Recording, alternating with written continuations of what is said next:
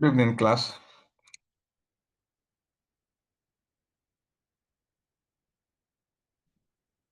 Presenter, can you just share your screen while we wait for other students to come in? Thank you. Hello, good evening, sir. The screen is already up. Please confirm if you can see it from your end. I'm not seeing it. I don't know if another person can see it. Yeah, I can see it, sir. Oh, okay. Let me just exit and rejoin there. Okay, I was sir. seeing it before, then I minimized my window. Yeah, just give me 1 minute.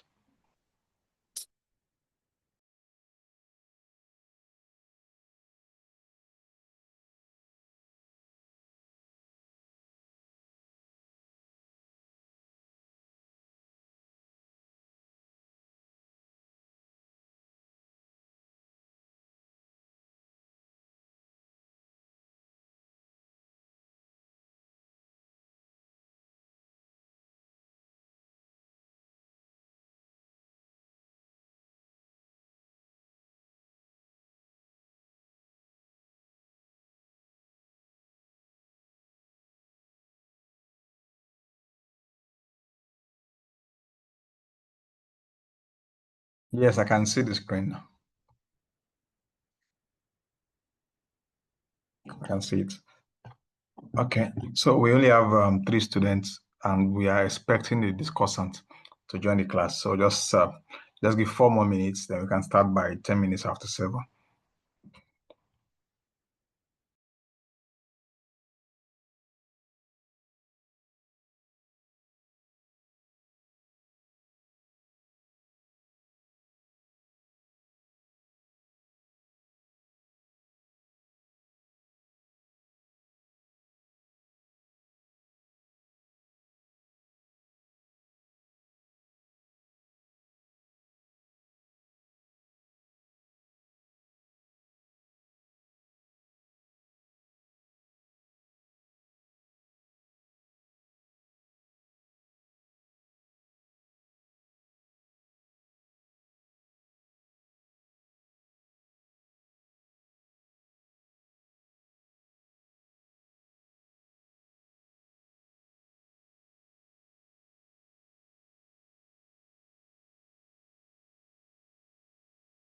All right, I think we can start. I can see the discussant in the room. So let's start.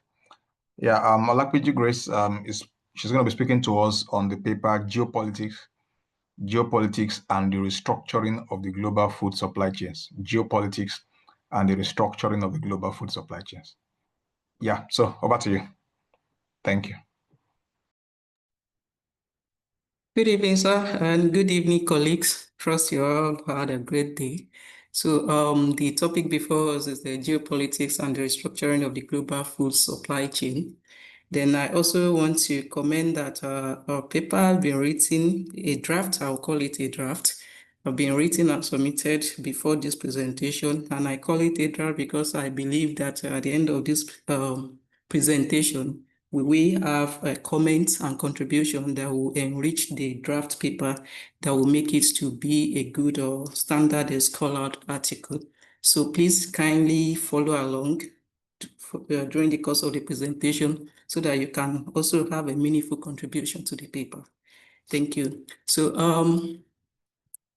I give overview of the presentation in an outline, the introduction, where I will be describing geopolitics and the global food supply chain, then the research focus, the key area that we're actually looking at in the presentation, then the case study of the Russian and Ukraine war and the US-China trade. This war, the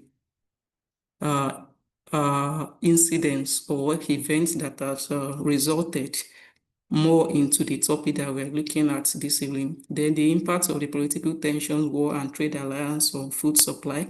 That gives us the summary of the impacts from the war.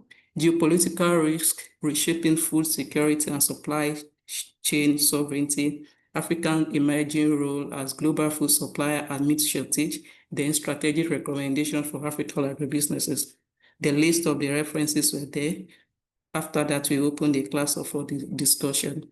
So as a way of introduction, global food supply chain actually refers to the complex network of food production, processing, distribution, and consumption across the globe. It basically tells us how these were actually linked from where the food is being produced to the processing of the food, the distribution through different logistics until it gets to the final consumer. So the chain is what we're describing as the global food supply chain. Geopolitics and restructuring of global food supply refer to the dynamic interaction between economies and political forces that shape the production, supply, and consumption of food.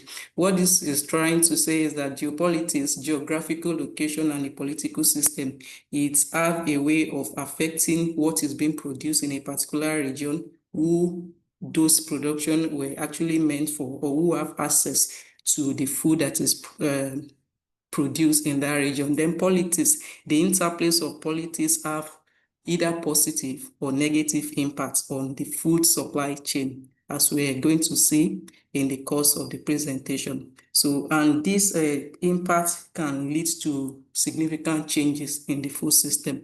So restructuring of the global food supply chain explain the changes or alteration in the chain operation due to the factors that we mentioned in terms of geopolitics, how it changes the trade policies shift, alliances that were formed or the one that were broken, how it affects partner nations in terms of food exchange and trade within agribusiness chain. That is what we're talking about in terms of the restructuring of the global food chain. So the reshaping of the trade partnership has changed the agricultural trade routes due to political tensions, especially on regions that rely solely on imports or for those that are also looking for new partners. So the trade partnership has changed how food products or food system is being interconnected from one country to the other through one trade route or the other. So recent geopolitical changes is now making a renewed interest in African agriculture. Before this time or before the war, we have a limited trade route that are championing food system in terms of trade alliances and in terms of trade exports. But after the end of the war, the more interest is now on Africa because of the Africa potentials to stand in the gap to provide good quality food within the system. So this presentation is focusing on three key areas. We're looking at how the political tensions, the world trade and alliances, how it influenced global food supply chain. And like I said earlier, it's based on the review of the effects of Russian and Ukraine war. Also, how geopolitical risks are redefining supply chain sovereignty and national food security. The third one that we're looking at is Africa's emerging role as a geopolitical food supplier amid global shortage. So these three key points are the key areas that we are looking at during the course of the presentation. So now I move to the case study of Russian and Ukraine war. It is a popular war that we all heard about and even felt the impact, and we're still feeling the impact. Before the war, Russia and Ukraine accounted for about 30% of global wheat exports, 20% of maize, and over 75% of sunflower oil. So if we look at this percentage, we can see that there is no way that a country that amassed this percentage, any negative issues or events in these two countries will definitely affect global food system because of the high percentage of the supplies that comes from that region. So, and the effect of this was felt in the following: in destruction of agricultural production. Major fertile land in Ukraine were destroyed or rendered inaccessible as a result of Russian war that was emerged on the Ukraine. So that results into drop in the grain harvest of Ukraine by over 35%. according to the report of the World Bank. So that is one of the effects of the war, disruption in agricultural production. And it does not end in Ukraine alone, because Ukraine is also a major supplier to other countries. It's also the impact also extends to those other countries that rely on the imports of produce from Ukraine. So that gives us the second point that I highlighted there, input shortages. Fertilizer, fuel, and machinery were in short supplies globally, which further reduced productivities. We all experienced that in Nigeria. We noticed the cost of increase in the cost of NPK and other fertilizer as a result of the war, meaning the effect is actually felt globally. It cuts across, especially for major regions that actually import these products from the country. Also, there were blockades and logistic breakdown. During the war, there was closure of Black Sea ports, which is the major trade routes that grain exports follow out of that country. So during the war, that port was closed down, stranding millions of tons of wheat and maize. These are some of the products that were being exported out of those countries, but since there is no way for it to go out, it results into that breakdown in logistics. Sorry, please. Also, there are soaring global food prices. I will give example of bread. During that time, the size of bread that used to be 100 naira in Nigeria, they now jumped into 250 and 400 on and on and that, because the major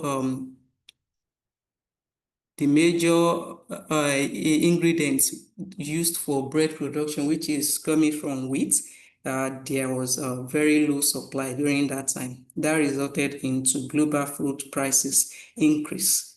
We all felt it. So I believe we also all understand what this point is actually saying. Now I move to case study 2, which is that of US-China trade war. That one happened when the US imposed tariff on China, which disrupted the connectivity in their trade alliance. As a result of that, China also suspended importation of soybean and other products from US as a result of that tariff imposed by US on China. So when that happened, it also resulted into the diversion of trade flow into Brazil and Argentina instead of from US into China before, but China stopped receiving all these products from US. So definitely it resulted into lower business for US, and also it probably increased the trade flow towards Brazil and Argentina. But the changes also heighten market volatility, and it also reshaped the traditional trade routes of those products. So the conflict caused price instability in maize and soybean markets. Apart from increase in price, it also affects the livestock industry, because the major livestock feed is produced from soybean and maize. Soybean and maize are the major ingredients for livestock feed.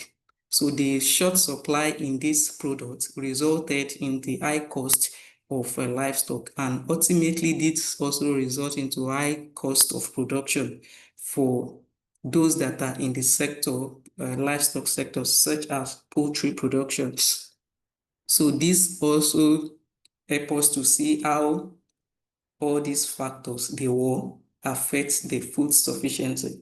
Because when there is low supply, definitely there will also be poor production. When there is poor production, the product will not be available in the market, and heightened demand will definitely increase the price of the products. So these two cases give us an highlight or an insight on how the trade war and the US-China trade war and Russian-Ukraine war, how it affected global food supply in terms of the trade routes, the availability of the products, and also the volume that is available.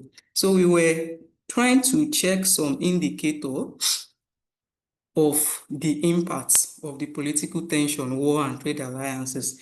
From the previous explanation that I gave on the case study, we can see that definitely the trade volume will significantly reduced based on the war. For example, Ukraine, they were producing high quantity before, but because they were not able to access the farmland and because some other farmlands were totally destroyed and also destruction of significant infrastructure, that definitely leads to reduction in the trade volume. Then in terms of delivery reliability, since there is a blockade in major ports where the food is being exported out of the country, definitely there will be delay in times of delivery if it actually eventually get out of the country. And when there is delay in delivery, those that are expecting it, the product is either they turn to other source of production, source of supply, or they were not able to receive it at all. So that also disrupted the delivery and the reliability of the product. Then the World Food Program that are into humanitarian food, it also reported that they were not able to access the food products that were meant for food aid in other countries that they were working. So definitely we can see the impact that it's really have negative impact on the delivery reliability. You are not sure whether you are going to receive it, and extension in terms of delivery can also affect the quality of the products when the product is on the way for quite longer time period than it is expected. So some level of whether post-harvest losses or some damage in another form is also expected. Then food prices, we've made mention of this earlier on, that it also increased the cost of food prices globally as a result of the disruption. So cost of food increase will not only result from the non-availability of the product, but it will also result from the logistics. Maybe the extension time in logistic of delivery will definitely also affect the delivery time. A product that's supposed to land maybe in 2 days that now landed in 10 days must have followed through a longer route, or even the management in transit.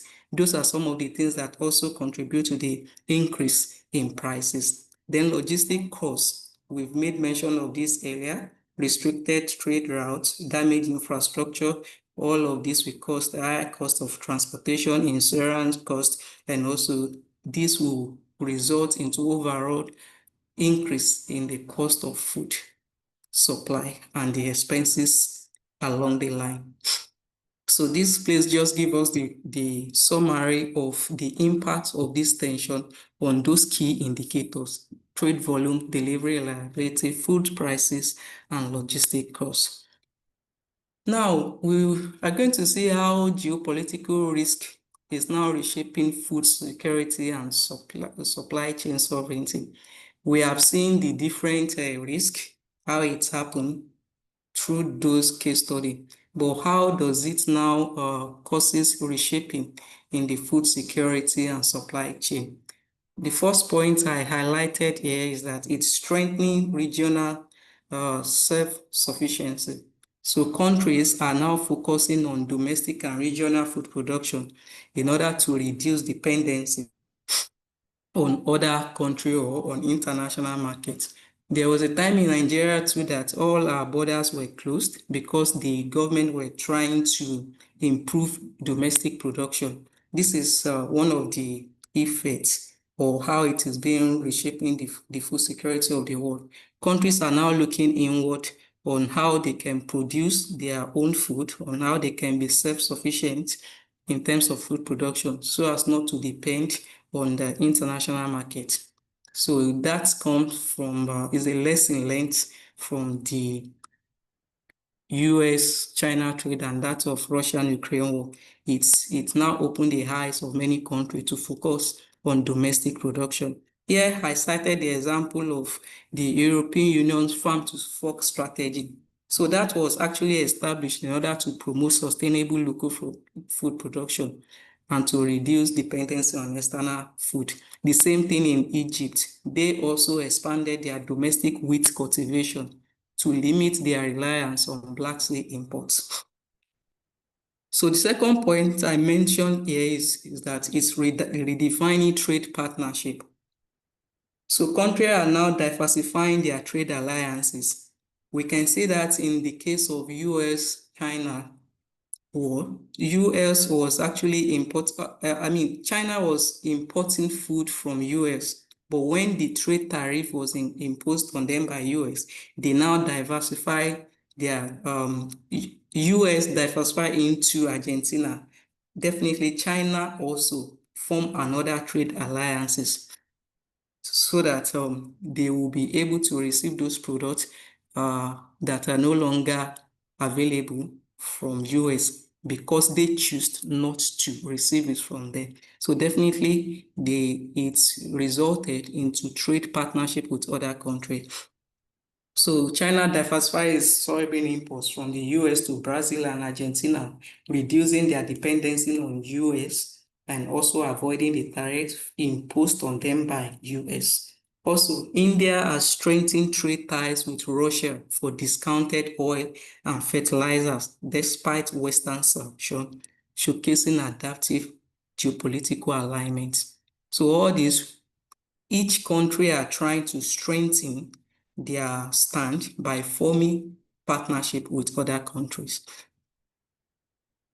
The third point I mentioned is the establishment of strategic reserve.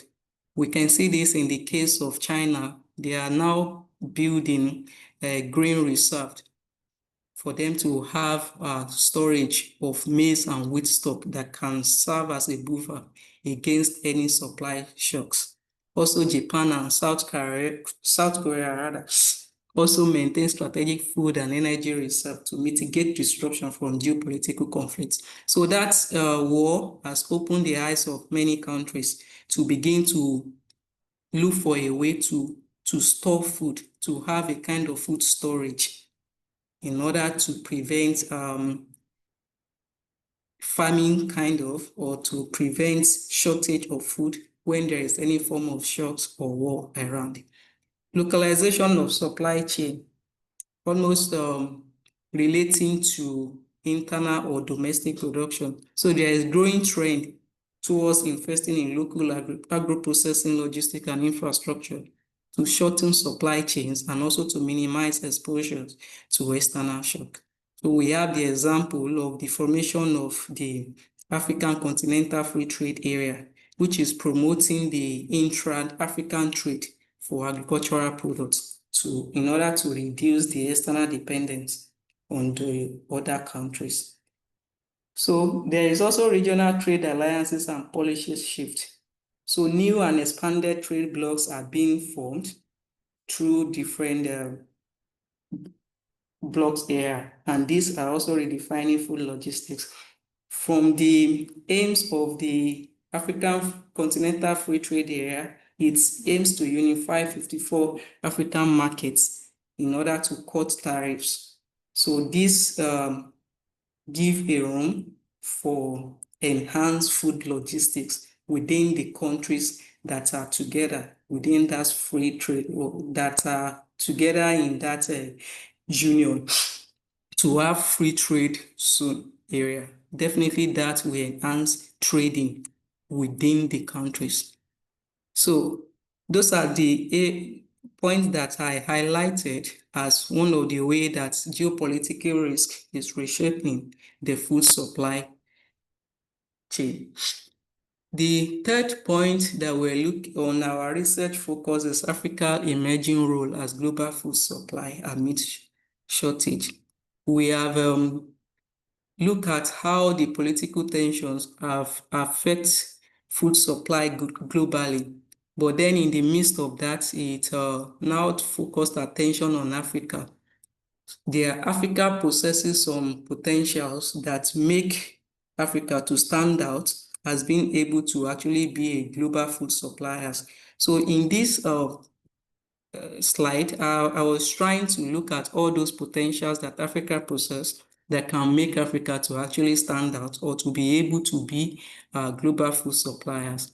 according to all other research work that have been done too. So I isolated a few points. The first one, there is the availability of land and rich biodiversity.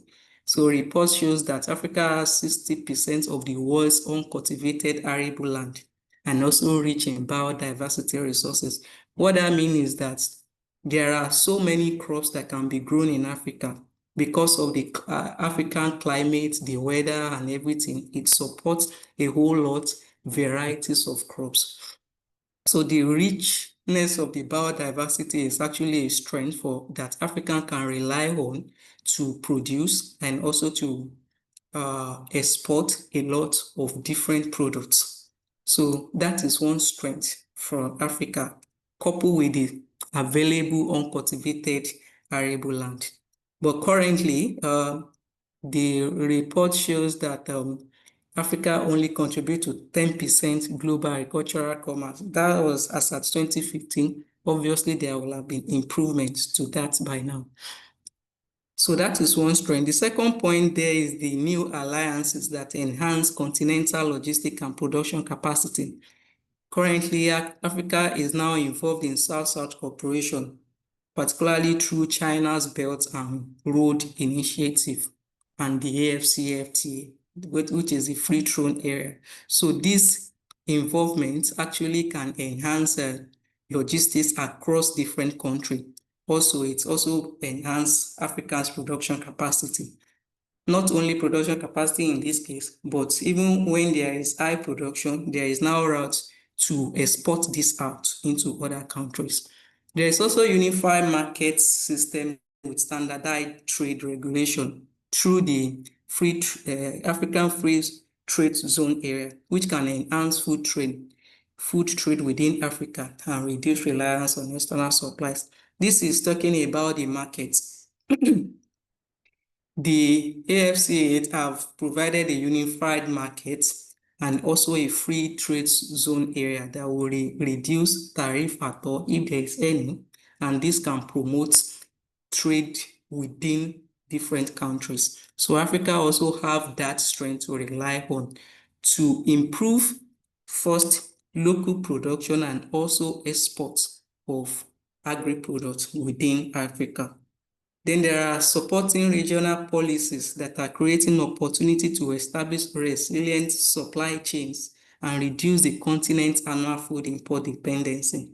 So here I mentioned ECOWAS and SADC. So ECOWAS is Economic Community of West African States Regional Bloc. And what ECOWAS is actually doing is to promote economic integration among 15 West African states, meaning there is improved trading within these 15 West African states, which can enhance their export opportunities. So Africa can rely on this kind of initiative to also position very well in global food supply chain.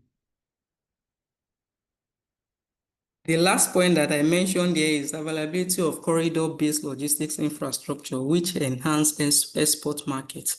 So 3 corridor-based were identified, which is a Lobito corridor that connects Angola, DRC, and Zambia. And this also gives access to Atlantic ports. So this can also reduce timeline for land of Central African produce to reach export markets. If you remember that it was a blockade of Black Sea port that reduced the logistics for US-China trade and also, for the Russian and Ukraine war and US-China trade. So if there is a logistic that is a corridor that is open for trade routes, definitely it will also enhance the marketing and the distribution of food products to other countries. So having these 3 corridors in Africa is also a channel to enhance African agribusiness role in providing food supply globally. So I've mentioned that of Lobito corridor. We have the Walvis Bay corridor between Namibia, Zambia, and DRC, and that one is still emerging. I believe that more work will be done on that to really enhance this to be more effective. Then we also have LAFSET corridor that connect Kenya, Ethiopia, and South Sudan. It also gives access to Indian Ocean for food that comes from Eastern Africa, agri-food to go to other parts of the world. So these points highlighted shows the strength that Africa can rely on to become a global food supplier amidst the global food shortage resulted from the war and the geopolitical tensions. So I try to also extract some strategic recommendations for African agribusiness so that we can really take advantage of the opportunities presented by the war. So one of the point here is that Africa should actually focus on export diversification. I mean, we should not focus on just one crop or one trade route, but there should be diversification of crops, of buyers, and also logistic routes. The second point here is that strategic alliances and trade policies should not be limited to AfCFTA countries alone, but Africa should also explore other external trade alliances to Middle East area and also to the Asia countries. There should be enhanced local input security to prevent vulnerability, sanctions, and trade disruption. We notice that Africa is still relying on the import of fertilizer. We've not really been able to overcome the shock from that end. So that should be really looked into, local input supply in order to enhance food production and not to really rely on the imports from other countries. There should be an establishment of structured market system in countries to enhance and to improve farmers' livelihood and boost export market. We notice that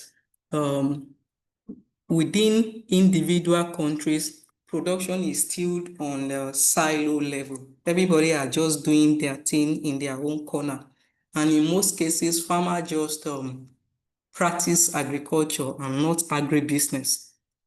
Agriculture in the sense that they don't really put all the details that will transform the agricultural activities into business into consideration.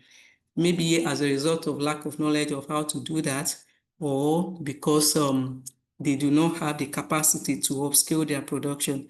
So, and that has made the market to be isolated such that it is just small scale in one area that have not really been able to group together to have a bulk produce that is worthy of export and also that can pass through the normal regulatory processes that will be certified for export. So individual countries, apart from belonging to AfCFTA, should look inward to see that the market within in-country are very well structured.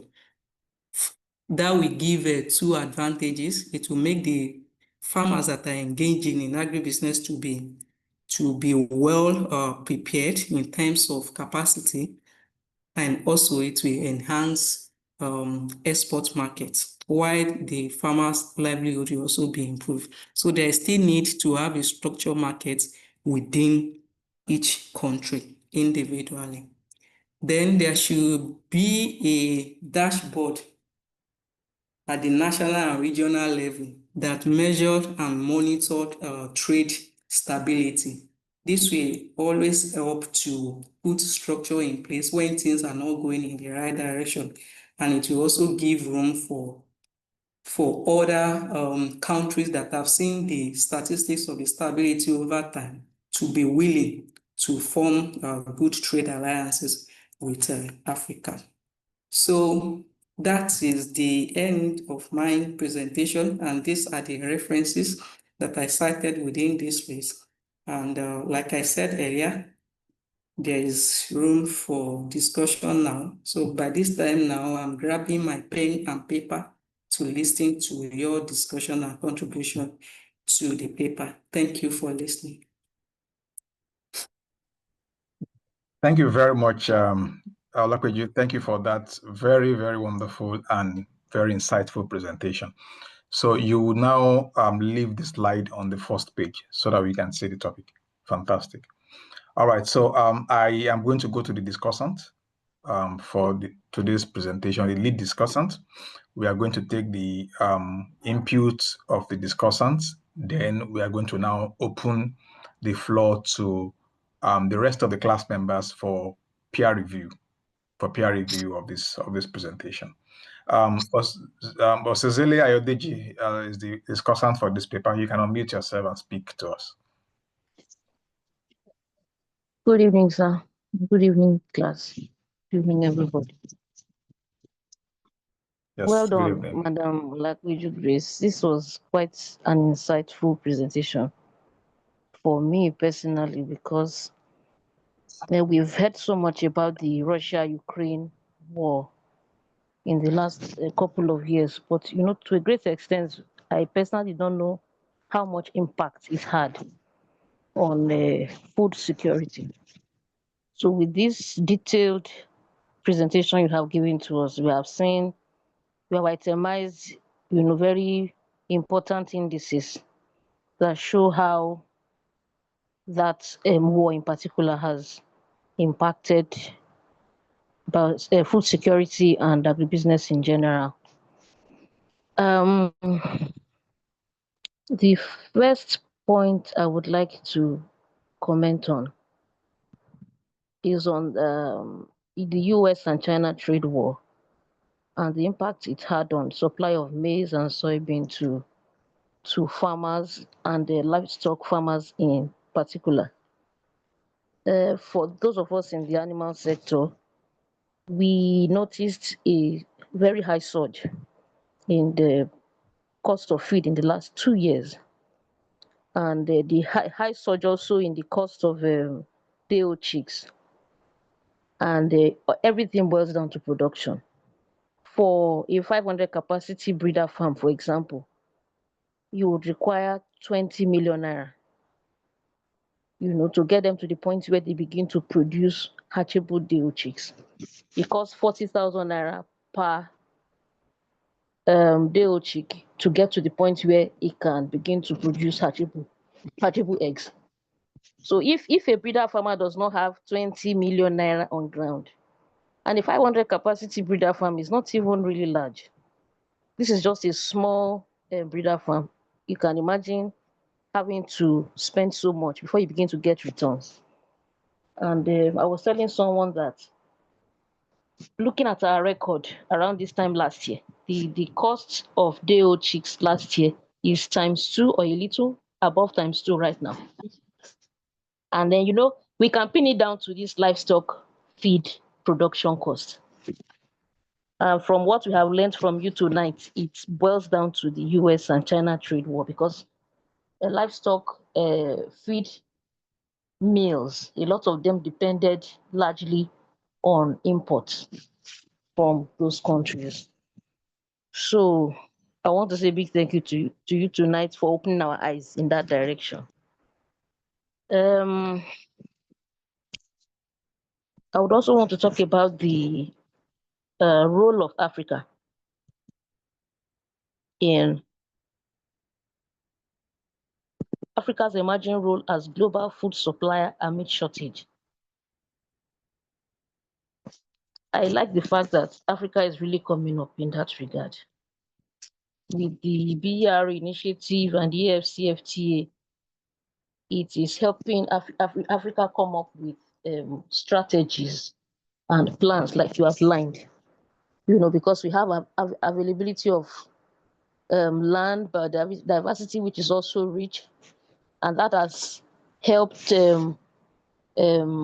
Africa be able to cultivate 60% of their arable land, and in that area it's contributing to food supply to a great extent.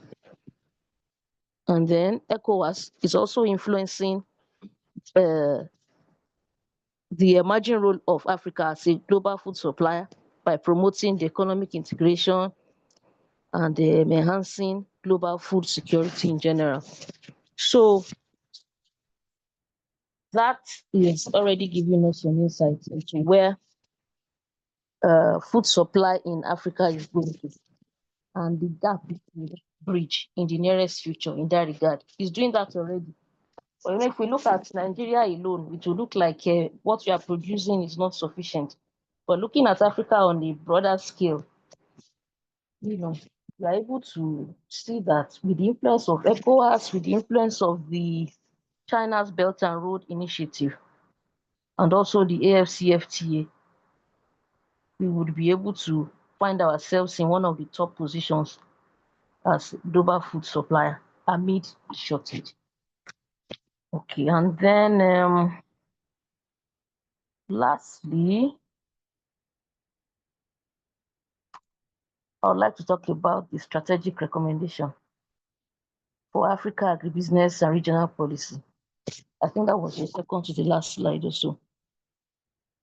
The recommendations you put out here are very, very important. The first point says focus should be on export diversification for crops, buyers, and logistic routes. Strategic alliances and trade policy should not be limited to AFCFTA, but also to external trade alliances like to the Middle East and also to Asia. I would pick a question from here. Ma, I want to ask a question, or to the class in general. Can we highlight some very, very strategic ways of forming these alliances and maybe some trade policies to put Africa in that position of being able to emerge as a global food supplier amid shortage?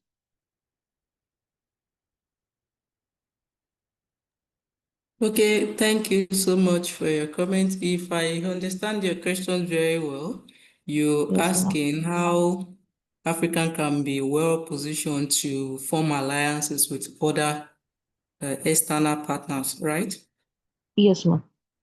Yeah, okay, thank you. What I think is that it will not be at an individual level, but rather it will be at the governmental level. And Thank you, if ma'am. the governments are not thinking in that area, it is now our duty as research institution to also call the attention of the government to that.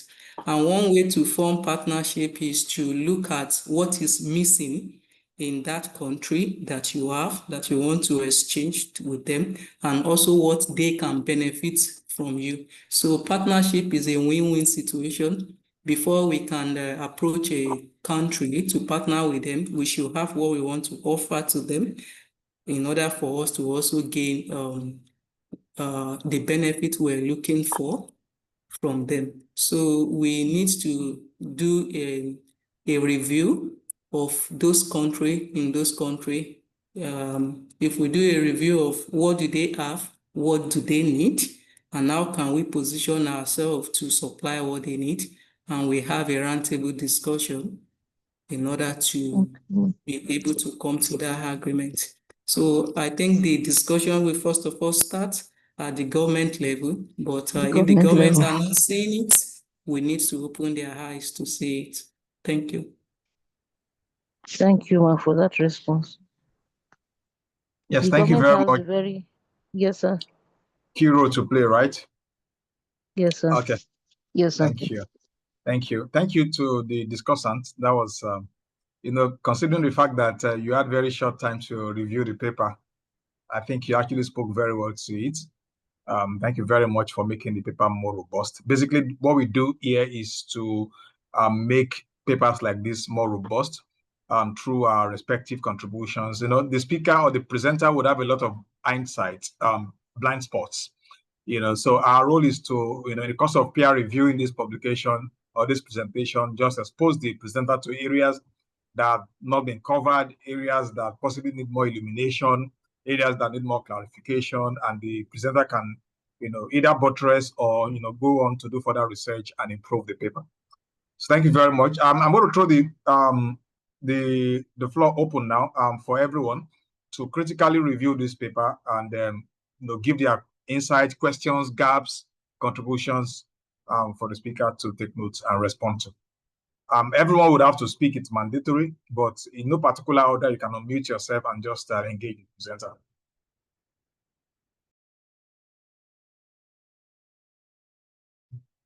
Otherwise, I can just okay. Farmer Lawrence, Mayowa Kundayo. Good Yes, evening. thank you You very have the floor. much. Good evening, everyone. So that was a very good presentation. And I particularly like the fact that this paper illuminates how interdependent the global food system is. It particularly points to how crisis in one country can reveal how much of dependence we have, the global food system has on that particular country, and we wouldn't have known if crisis didn't erupt in that country. And I like the case study of the Russia Ukraine. We didn't know how much of good the peace between these two countries was to us, until the prices of bread started to skyrocket, and then we had to trace it back to the war. And even till today, the price of bread is still up the roof just because two countries are at war. And I, as well, as much as you also pointed during our presentation that it gives opportunity for Africa to start to leverage um, on the opportunity that this crisis, the global crisis, or across different countries bring to the table in terms of the food supply chain. I still see a huge gap, even despite the AFCTA opportunity that is right before us. I still see a huge gap, and I'm asking, so why is Africa, despite the large expanse of land, 60% of land untouched, why are we not leveraging the gap that is there to close the supply gap for wheat? Why are we not taking that advantage, right? So I enjoyed the presentation. However, if there was something that I was keen on seeing, and this is if some sort of feedback, I would have enjoyed more data. I would have loved to see more numbers in terms of percentages, volumes, basically more data, and it would have made it would have painted an easier picture in terms of the gaps, the opportunities that exist in the supply chain across the globe. But outside that, I enjoyed her presentation, and I also liked the feedback that the person who reviewed the paper gave. They were spot on. So I want to say thank you and well done. All Yes, right, thank you. thank you so much. Oh, can I respond to that, sir? Respond, yes.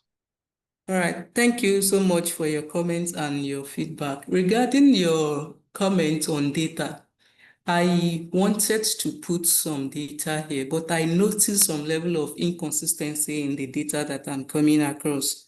For example, I will see a paper that mentioned that between 2022 to 2024 give a particular percentage, and another paper will give different percentage.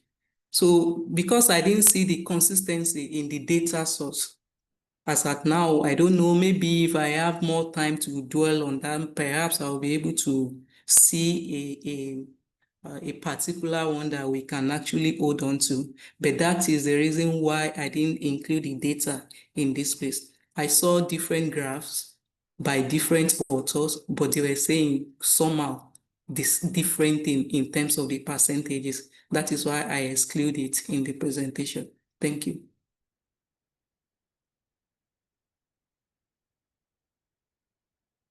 Okay, I'll still respond to that while I'm doing my general response. Yeah. So any other contribution, comments? Donya Depoju, can you unmute yourself?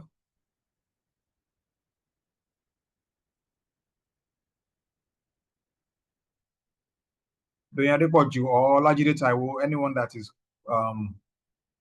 ready can unmute and engage the presenter.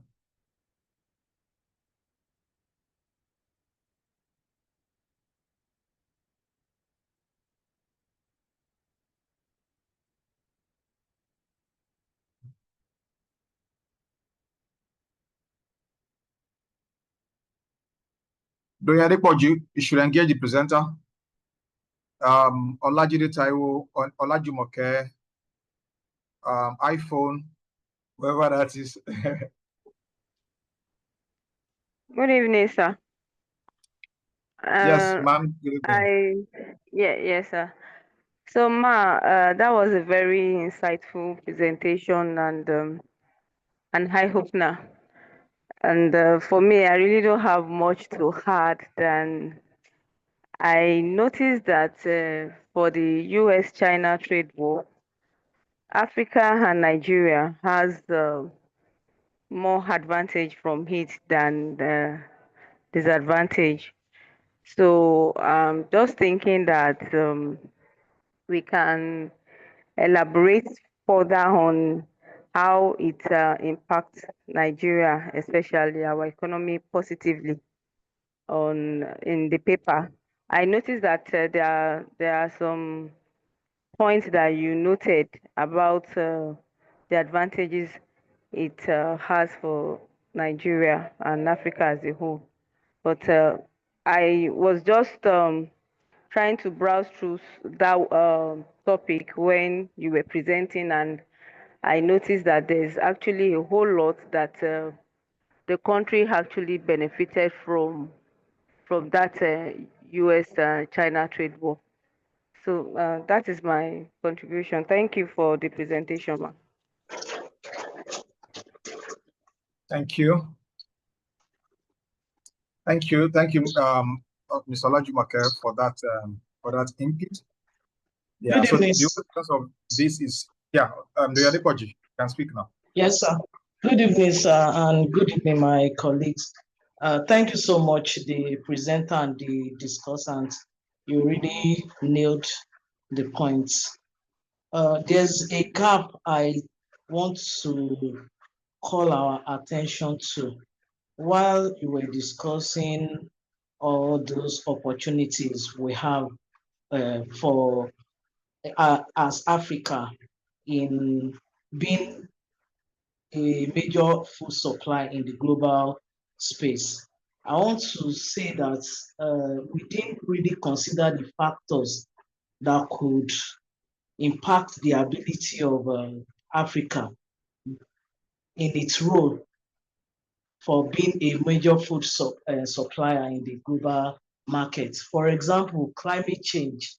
Climate change is our new normal. It's something that we are experiencing day in and day out. And things like high temperatures, infestation of diseases and pests, uncertainty in the weather conditions, unusual rainfall, all these things impact agricultural production, and it also impacts our ability as African nations to be able to supply food in the global world.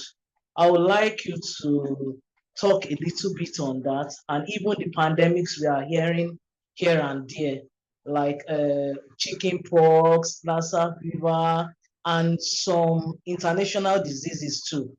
I mean, within Africa, how they can impact our ability in global food supply. Thank you.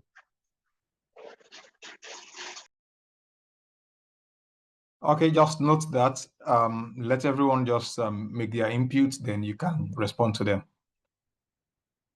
Another person, Olajide Taiwo, and iPhone. Who is using iPhone? Please, when we're in class, let's just rename our devices with our personal names for purposes of attendance. Olajide Taiwo and iPhone. Anybody can give it a shot, and then Theophilus Asuku. Yeah. Because we are scoring contribution also, because this is to encourage critical thinking. All right. Good evening, sir. Good evening, class. Yeah, good evening. Theophilus Asuko. Sorry, I was having issues with my laptop, so I had to log on with my phone before, and then I forgot I did not rename it. So I'm the one with the iPhone. Sorry about that. I've been following. So to the presenter and the discussant, you did a very great job. But I just want us to focus our attention on solutions. We've identified that, let me use the case study of the Russia and Ukraine war affecting the production of wheat. I know of some interventions that have come to play in the past, like some 3-4 years ago, where Flour Mills Association of Nigeria have been partnering with farmers here in Nigeria to produce wheat. It's like an outgrower program whereby they provide inputs to these farmers in, I think, Sokoto, Kebbi, Jigawa, Kano states, and maybe Kaduna and Kaduna as well. So they provide inputs in return for wheat, the grains. So I seriously have not followed up to know how far that intervention has been, like how much of the gap that has the gap in the production of wheat that has covered. I would have loved us to talk about more ways in which we can bridge that gap to not just wheat now, other crops that we have opportunity, since we have a very large arable land in Nigeria and in Africa as a whole to take advantage of the market. That's my contribution. Thank you.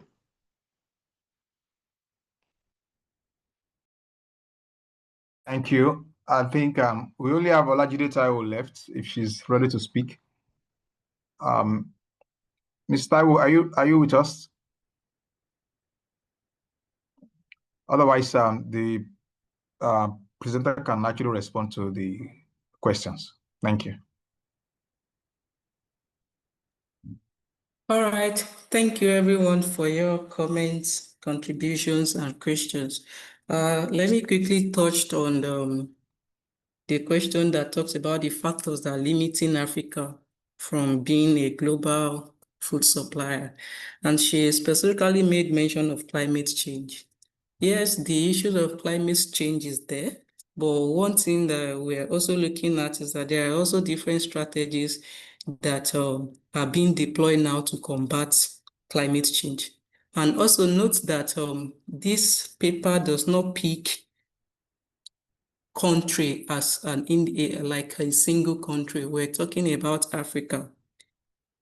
Meaning, even when climate change is affecting one part of Nigeria, there will be another African country that at that same time is not being affected by the particular climate change impact that is being experienced in Nigeria. So we are talking about how Africa can rely on their strengths. Nigeria weakness can actually be a strength in Tanzania or Kenya. How can we pull that strength together to stand out? That is one. Then the paper do not in my review, I'm not focusing on problem. I noticed that we talked more about the problem than the solution, but we're talking about the available opportunities. By the time we see the opportunity first, it will help us to think well about, okay, what are the ups and downs concerning this particular opportunity? What are the risks involved? What are the loopholes? And how can we overcome it? So I think if we focus more on the opportunities first, it will help us to go deeper into how to overcome any challenges that might come from that opportunity that we have seen first. But if we focus more on the challenges initially, it will kind of weigh down the benefits. Of course, climate change is not only the challenges that is facing Africa. We also have other issues of infrastructure, poor infrastructure that is also affecting agri-food system that results in a lot of post-harvest losses. But the fact that these opportunities are there is a wake-up call to Africa to take advantage of it. And in terms of climate change, there are also systems like weather forecast that help to and also a precision farming system that helps to combat the effect of climate change to a certain extent. So when we note those opportunities first, we identify the problem involved, then we can also come out with the solution to combat the challenges. But the first thing we should always be more prone to is to see opportunities and not challenges. That does not actually mean that those challenges are not there, but we can find a way to overcome it. So yes, climate change is a factor that is affecting Africa, but with pool effort and strength from the individual countries within Africa, it can actually be overcome to certain extent. It might come some level of reduction, but not totally weaken the entire system. So that's my response to that. And of course, we can factor in these challenges in the overall paper.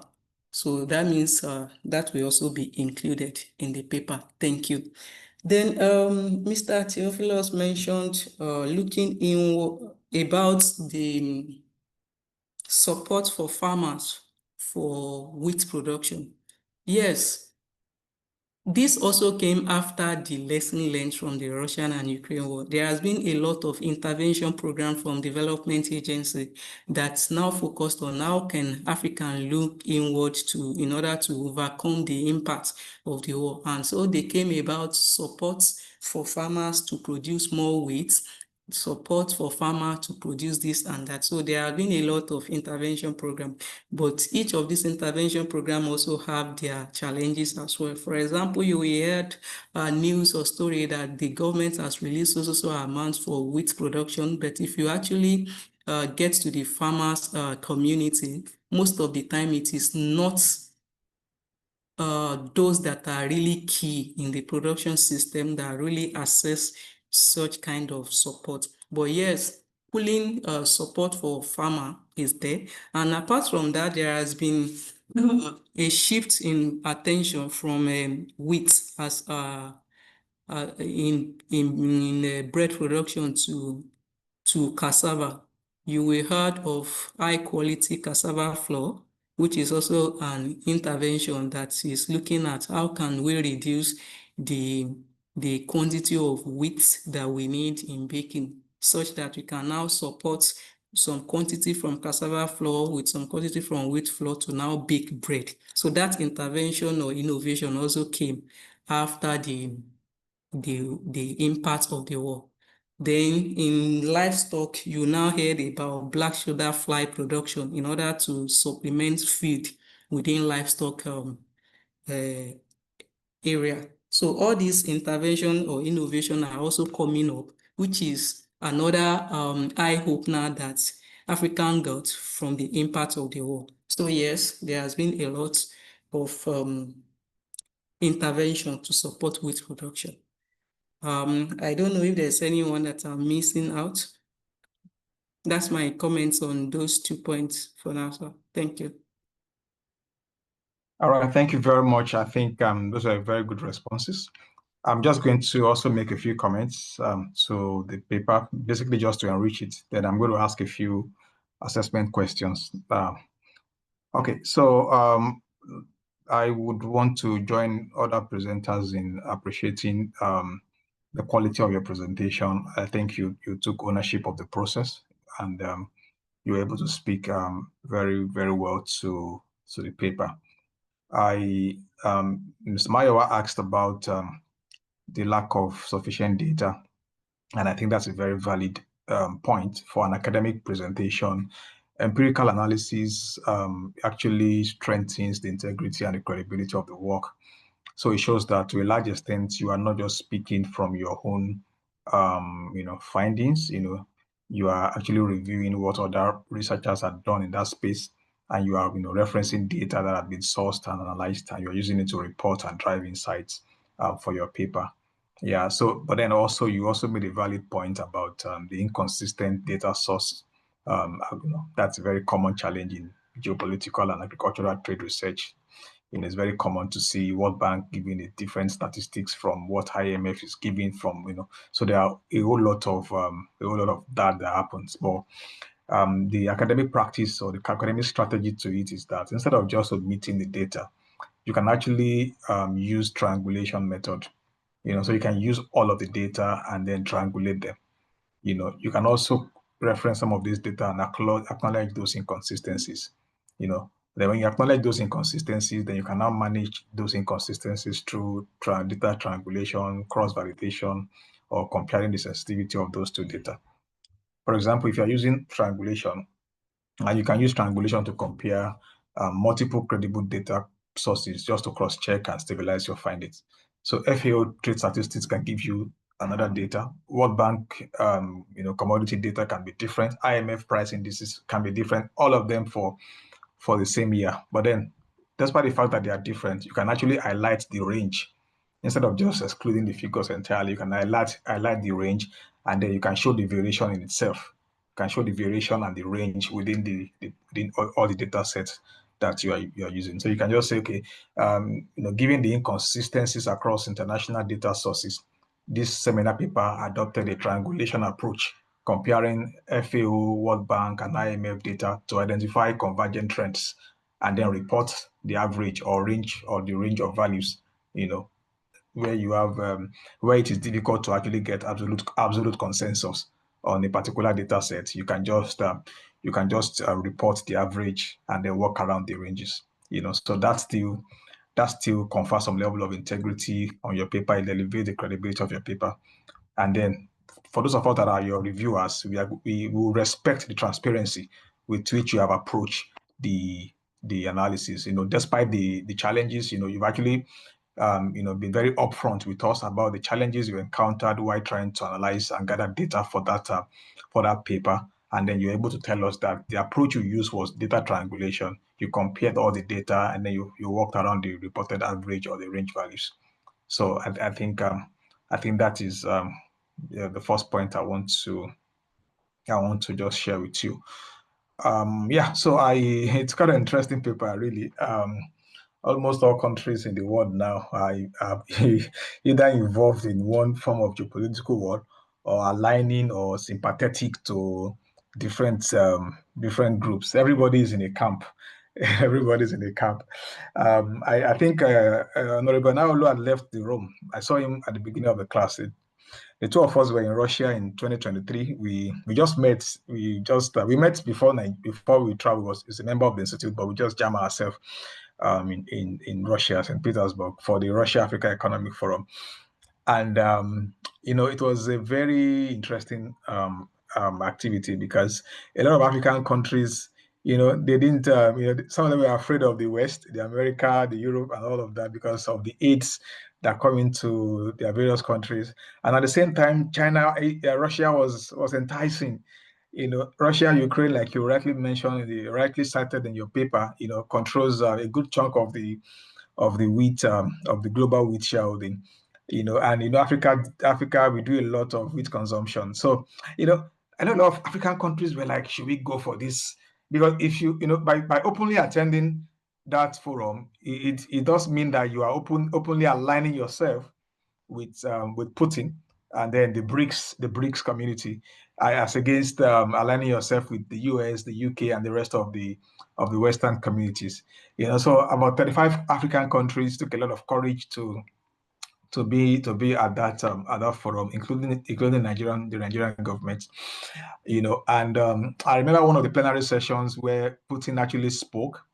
And he said he was excited to see a lot of African head of states, just being courageous enough to show where they actually belong, in the emerging dichotomy that is happening within the global firmament. And then they said Russia was going to donate, 2 million metric tons of wheat, to Africa over the next 3 years as just humanitarian support. And you need to see the excitement in the room when that statement was translated to the various languages. As in, it was palpable. Everybody was excited. I was like, really? So now, when you begin to see some of the undercurrents that are happening with the reaction of the American government to some of the African countries like South Africa, like Nigeria and all of those things, you can't but look at the bigger picture. It's possible that the United States is no longer seeing these countries as allies, and they are beginning to see them as opposing forces. And they are showing a lot of hostility. There can be different conversations around the various possibilities. But the reality is just that the world is currently going through a lot of geopolitical wars, and these geopolitical wars will always affect the global movement of food produce. So it's just for us to strategically position ourselves around these challenges and see how much of opportunities we can derive both as a nation and as a region around these threats, and then harness these threats to our own advantage. Because it can be an advantage, really. The fact that the US and most of the Western nations pulled out of Russia, like when we were in Russia, our MasterCards were not working. A lot of the American companies are pulled out as a form of protest to Russia for invading Ukraine.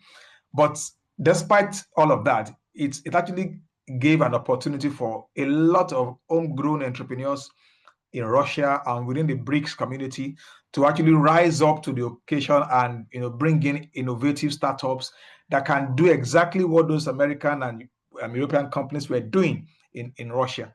So there were local payment solutions that were also very, very fantastic. Almost everything that Americans were, we couldn't use Zoom or something. There were other alternatives that were homegrown. So there were a lot of opportunities for innovations, for Russian entrepreneurs and also entrepreneurs from the BRICS community. So all of this basically shows that irrespective of where the alignment lies, we can always find a way to maximize the advantages within any form of conflict engagement. So it's just a lesson for Africa, like you had rightly mentioned, that we need to just we might not necessarily get into the war. Our own is just to strategically position ourselves to manage the opportunities that will come out from the fallouts when the big boys actually engage themselves in fireworks. The other thing I would like to also point out is that oftentimes we underestimate the impact of agricultural terrorism, as a form of geopolitical war. It was last year I was in a session in Abuja, and we're discussing about the Kaduna crisis with the ginger. Kaduna had this major crisis with their ginger production, especially Kaduna South, where almost about 70 to 80% of their entire ginger cultivation for that season was wiped out by some biological infections here and there and all that. And everybody was just talking about their own angle. And I was like, something is telling me that there are possibilities that there are deliberate attempts or there are deliberate attacks on that particular food system, by agents of terror. Because I'm beginning to see that agricultural terrorism is beginning to become something that we need to start paying very serious attention to. So some of these crises on our food systems are not just accidental. A lot of them are very deliberate actions by elements of the opposition or elements of terror just to destabilize the community, destabilize the nation. Food is now a tool of war.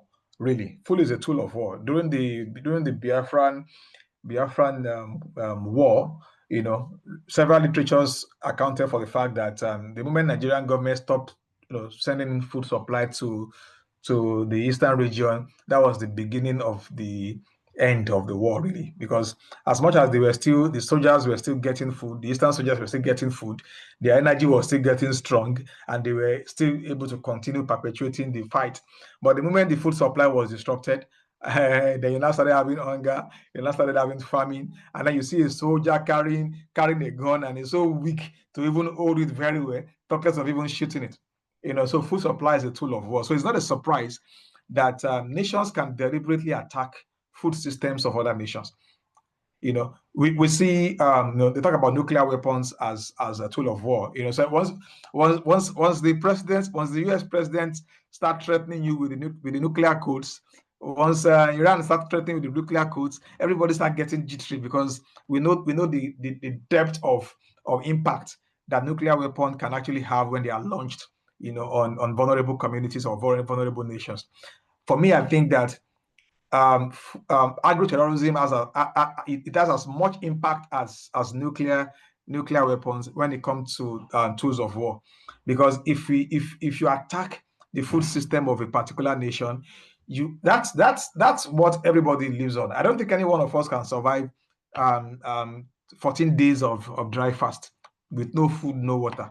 I don't know. There might be superpowers among us, but then it's very unlikely that any form of biological activities can survive maybe let's even say 21 days or 40 days. Yeah, even in the Bible, Jesus fasted for 40 days, but several theological literatures said he only did food fasting and not water fast. So that was why they said when he was done with the 40-day fast, the Bible recorded it that he was hungry. The Bible never said he was thirsty. So it means that he's been taking water, over the course of the 40 days, So it means that, it's almost impossible for any form of human life to exist beyond particular thresholds. So if our food system is attacked and we are not able to access food, either production or distribution, in a way, if our food system is affected or attacked, then they've been able to get through to us, and it's a tool of war. We are actually at war the moment our food system is actually under attack, and our food system have been perpetually under attack, especially in northern part of Nigeria, where farmers would spend all of their earnings to cultivate, and when it's close to harvest, the terrorists will just come and disrupt the entire food system. And so those are the reasons why we now started having food inflation in Nigeria, not necessarily because our population became much more than what it used to be, or because we became hungrier, because we became more hungry than what we used to be, and we started consuming more food than our food system was producing. That was never the case. The case was basically the fact that the supply output was not as optimal as it used to be. And it was just because of deliberate attempts and attacks on our food systems. So I just want to buttress the horizon of geopolitical wars. That may not necessarily be political conflict or when bombs are being thrown across different countries. Any form of attack, any form of deliberate hostility, on food systems, it's a form of agricultural terrorism, it's a form of agro-terrorism, and we can classify them as geopolitical wars. So just for the purpose of literature, I just wanted to also add other dimensions to what we have either classified as geopolitical wars. Yeah, the other thing, okay, so now I'm going to go to the academic part of the review. The presenter, can you boldly tell us the level of artificial intelligence usage that you are engaged in this paper? When you write and submit your papers to us for normal academic writing, we submit it to upload it on our Turnitin platform, and we're able to get a percentage plagiarism.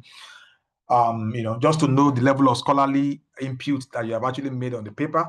We don't expect your paper to be completely free of references, but we expect that substantial component of that paper, is something that you can hone, because this is an academic exercise. So for normal literatures like this, seminars like this, we expect that your plagiarism should be less than 10%. That is what is obtainable in most universities across the world. And then you have to declare it.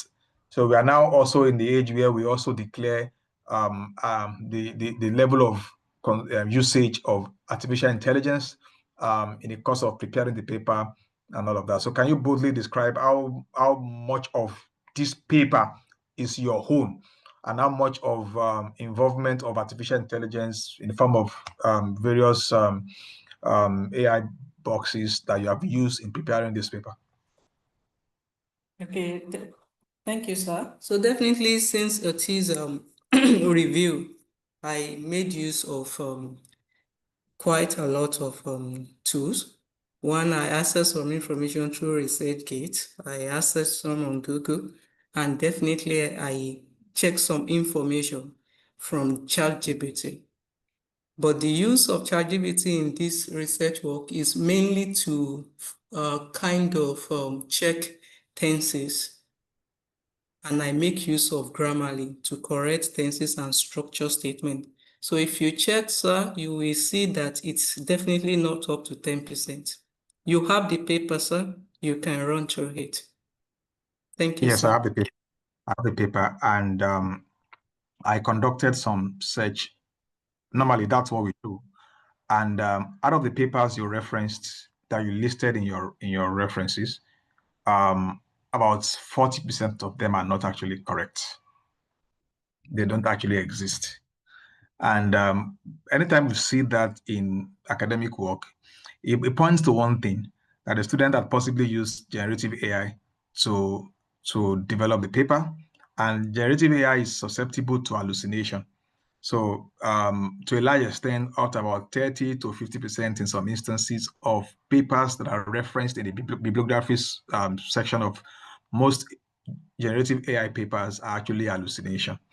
And I did individual checks on each of the papers in the bibliography, and I can share the document with you. I highlighted incorrect, correct, incorrect, correct, partially correct, incorrect, correct. You know, so I will share so to receive it, sir. but you didn't declare it. You didn't declare.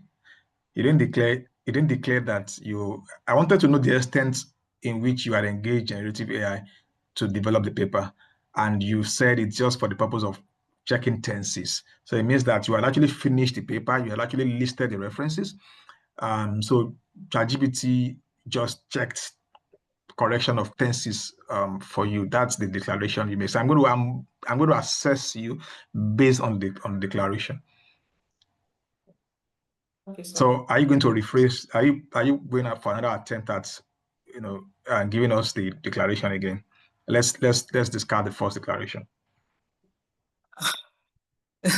Sir, I will not totally say that I use AI to generate a paper, because I know that I also use some other, I'm not denying not using AI, but I'm also saying that I use other Not research saying you papers. didn't, I'm not saying you didn't consult other research papers. I'm only telling you to declare. It's a declaration. Normally, I tell my students to attach a declaration to their submission. So even when you had used generative AI to correct your tenses, I want you to declare it. When you have used it to put your thoughts together, I want you to declare it.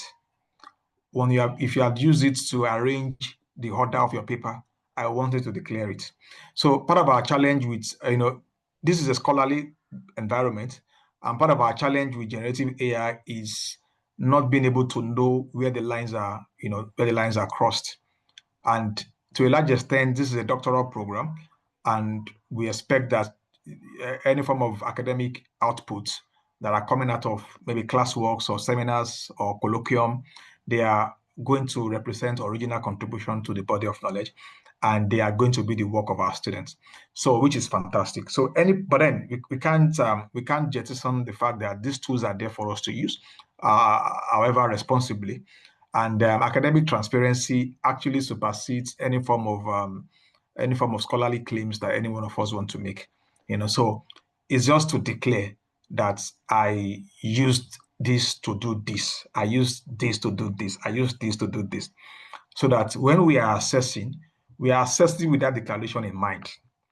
Because if you do not declare, I'm going to assume that you generated all these points yourself, you arranged the papers yourself, you edited yourself, you did all the references, you read all the papers. Typically, you're supposed to read all the papers in your bibliography, because it is from the papers that you have harnessed ideas that you have put into the work itself. So if 40% of the papers that you have referenced in your bibliography are not existent, then it shows just one thing, that you don't own the process. And you've not declared to us ab initio that you actually engage generative AI to generate some document for you to but then even if generative AI generate document for you, you're supposed to review it. Just like technology is meant to make life easier for us, but it's not to replace scholarship. It's not to replace scholarship, but it's to make life easier for us. So I can have 10 papers now, and I want to review 10 papers. I can upload all the 10 papers on my ChatGPT and just give it the prompt. Compare the methodologies in all these 10 papers harmonize them, and give me a summary of everything that they have done, all the methodologies they have used. I can go to the theoretical framework, analyze all the 10 papers. They are pointing to the same direction, around the same area, but most of them have used different theories. Highlight all the theories for me, give me a little background on them, and give me the most prominent theories among all of the theories they have used. And it's going to give me that in 1 minute. In 30 minutes, I've already digested it. If it was before, I might spend 7-8 days before I could review all the 10 papers. You understand? So technology is meant to make our life easier. It's meant to upscale our outputs, but it's not meant to replace scholarship. You understand? Because if you are submitting this paper to a journal, you are putting your name on the paper. It means that you own the work. You understand? You own the work. You own every process that has gone into it. You understand? So I was basically, but we are just still learning. This is the beginning of our doctoral process. So I'm just trying to teach us. You understand? So I just wanted you to just be upfront with us about how much of involvement of generative AI you had used. And then you said you only use it to correct tenses and grammars. So that means that all the references are supposed to be accurate, and then they are not accurate. And the points, like from experience, though, this is what we have been doing for several years. From experience, this actually shows that the only technology platform that can hallucinate is generative AI. You understand? That's the only platform that can hallucinate. That's generative AI, because that is part of the current weakness of generative AI. It hallucinates. So even if you check ChatGPT or any of the generative AI platforms, some of them would be honest enough to tell you that not all output of this model is correct. So you have to cross-check. You understand? So because you didn't declare, I'm going to score you down on the reference components, and it also has some implication on the rest of the paper itself. But going forward, it's very important for us within academic context. It's a different ballgame entirely if this is a professional presentation. Do you understand? But if it's an academic presentation, we must show ownership of the work. So we must show the limit and the extent of our ownership, and we must show the ones that were covered by other mechanism. Are we clear with that? Yes, sir. Yeah, and this is also an insight for those of us that are still going to present much later.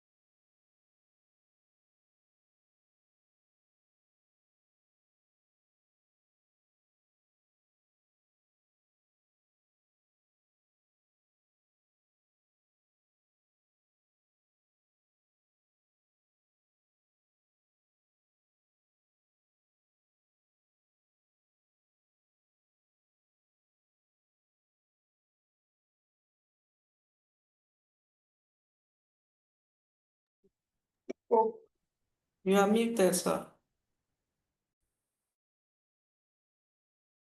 Oh, sorry, I was just talking. I didn't know I was muted. Sorry. Yeah, so I said, please collate all the feedbacks from the various discussants and then use them to improve the work, and then resubmit in another 4 weeks. So this course is a seminar course, so it's not going to be examined in a formal examination. So this is the examination. So this is where we're going to generate this course for the assessment for this program. So for PhD students, it's important that we maintain minimum of 60, that is a B, across all our courses. So please, let's take our seminar seriously, let's take our classwork seriously, let's take our attendance very seriously. Yeah, so but then that's a very courageous, bold move. It's not always easy to be the first presenter.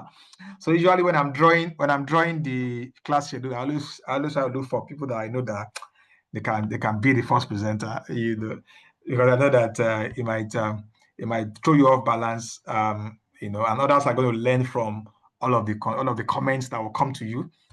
so you don't have that advantage of listening to their own papers before you do your own, but they have the advantage of listening to your own before they are going to do their own. So it's quite understandable. Otherwise, everything was good, and I appreciate all of the effort you put into the process, and I appreciate all of our colleagues, discussants, and class members for also making their scholarly input to improve the quality of this output. Thank you very much, and see us again next class by the special grace of God. Thank you, and have a wonderful evening. Goodbye, and God bless. A question, Thank sir. you, sir. Yes, thank you. Okay, sir. So I just want to know more about the role of the discussants. Like Okay. Yeah, basically the discussants so the discussants are to receive the papers days before the presentation, read the papers, highlight gaps. Of course, critically review the paper, see identify areas that need to be strengthened in the paper, identify gaps that the researcher had not actually covered, and then come to the class to review the paper. So they're basically to review the paper. Then we now open up to other class members to make contributions. They're also going to review the papers, but there's going to be the lead discussants. So say, for example, now, this is actually part of academic training, so some of us can become editors of academic journals, later in future, and we're going to be receiving papers, and we are going to have to determine whether the paper should be rejected or accepted, based on our critical review of the paper. So, this is just to start the process. We are not so very rigorous with the discussants now, but as we proceed second semester, we take it a notch higher, and a lot of us get better at it. So, and the reason why we also say all class members must comment is also to instigate critical thinking. As academians, it's very important for us to engage academic works critically. So you must be able to have a comment, you must have an opinion, no matter how beautiful the presentation is.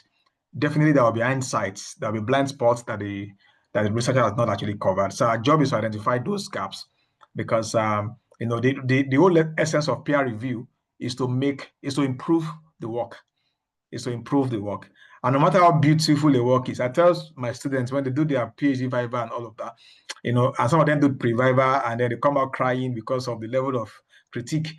Now I said, no. Even if the professor had done the paper, there must still be critical review, because you can't tell me that the professor did not also have blind spots, that the benefit of hindsight would benefit him. Do you understand? So that's basically what the discussants do. I hope that's clear, sir. yes, thank you, sir. Thank you. All right, thank you, colleagues, and God willing, we'll see you again by next week. Thank you, and have a wonderful evening. Thank you, sir. Thank you, sir. Thank you. Thank you, sir. Thank you very much.